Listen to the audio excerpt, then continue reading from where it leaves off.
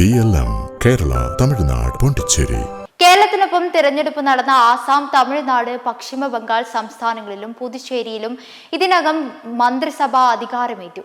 എന്നാൽ വലിയ ഭൂരിപക്ഷത്തോടെ കോൺഗ്രസ് വിജയിച്ചിട്ടും കേരളത്തിലെ മന്ത്രിസഭാ രൂപീകരണം വൈകിയതിൽ പ്രതിസന്ധി നേരിടുന്ന ഒരു പ്രധാന വിഭാഗമായിരുന്നു വിദ്യാർത്ഥികൾ. SSLC പരീക്ഷാ ഫല പ്രഖ്യാപനവുമായി ബന്ധപ്പെട്ട നിർണായക തീരുമാനം എടുക്കേണ്ട സംസ്ഥാനത്തെ പുതിയ സർക്കാർ അധികാരമേൽക്കാത്തതിൽ അനിശ്ചിതത്വത്തിലായിരുന്നു വിദ്യാർത്ഥികൾ. നേരത്തെ നിശ്ചയിച്ചിരുന്ന പ്രകാരം മെയ് 15-നാണ് ഫലപ്രഖ്യാപനം നടത്തേണ്ടത്. നിശ്ചയിച്ച തീയതിയിൽ തന്നെ ഫലം വരണമെന്നാവശ്യപ്പെട്ട് വിവിധ വിദ്യാർത്ഥി അധ്യാപക സംഘടനകൾ രംഗത്തെത്തിയിരുന്നു. ഇതിനെ തുടർന്ന് പരീക്ഷാ കമ്മീഷണറായ പൊതുവിദ്യാഭ്യാസ ഡയറക്ടറുടെ അധ്യക്ഷതയിൽ യോഗം ചേർന്ന് 15-ന് തന്നെ ഫലപ്രഖ്യാപനം ഉറപ്പിക്കുകയായിരുന്നു. ഫലപ്രഖ്യാപനം എന്ന് നടത്തണമെന്നത് സംബന്ധിച്ച് വിദ്യാഭ്യാസ വകുപ്പിൽ നിന്ന് ഉദ്യോഗസ്ഥർക്ക് കൃത്യമായ നിർദ്ദേശങ്ങൾ ലഭിക്കാത്തതും ആശങ്ക വർദ്ധിപ്പിച്ചിരുന്നു. ഇത്തരത്തിൽ ചിട്ടയായ പ്രവർത്തനങ്ങളിലൂടെ മുന്നോട്ടു പോയ പൊതുവിദ്യാഭ്യാസ രംഗത്ത് വലിയ പ്രതിസന്ധി നേരിടുന്നതിനെ സംബന്ധിച്ച് മുന്നറിയിപ്പുമായി മുൻ വിദ്യാഭ്യാസ മന്ത്രി V. ശിവൻകുട്ടിയും രംഗത്തെത്തിയിരുന്നു. സംസ്ഥാനത്ത് പൊതുവിദ്യാഭ്യാസ രംഗത്ത് വലിയ പ്രതിസന്ധികൾ ഉണ്ടെന്നും വകുപ്പിന്റെ ഓരോ ഘട്ടത്തിലും കൃത്യമായ മന്ത്രിതലത്തിലുള്ള ഇടപെടലുകൾ അനിവാര്യമായ സമയമാണിതെന്നുമായിരുന്നു അദ്ദേഹം ചൂണ്ടിക്കാണിച്ചത്.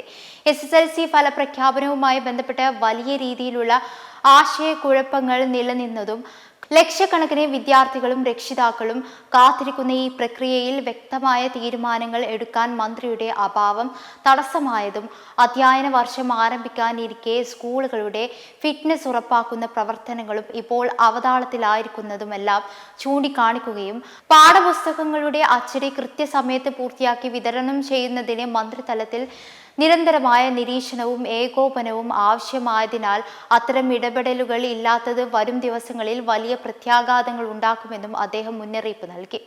അതോടൊപ്പം അധ്യാപക പരിശീലനത്തിന്റെ കാര്യത്തിലും സ്ഥിതി വ്യത്യസ്തമല്ലെന്നും മുൻ വിദ്യാഭ്യാസ മന്ത്രി വ്യക്തമാക്കി.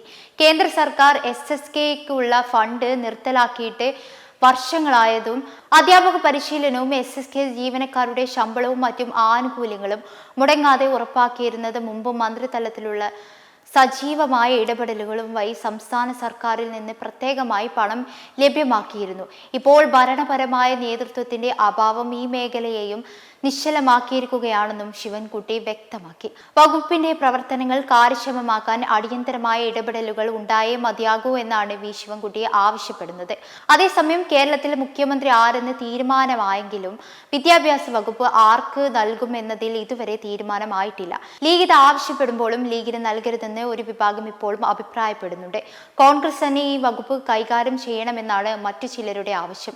വിദ്യാഭ്യാസ മേഖലയിലെ ആശങ്ക തീർത്തി എത്രയും പെട്ടെന്ന് ഇതിലും ഒരു തീരുമാനമാകണമെന്നാണ് വിദ്യാർത്ഥികളും രക്ഷിതാക്കളും ആഗ്രഹിക്കുന്നത്.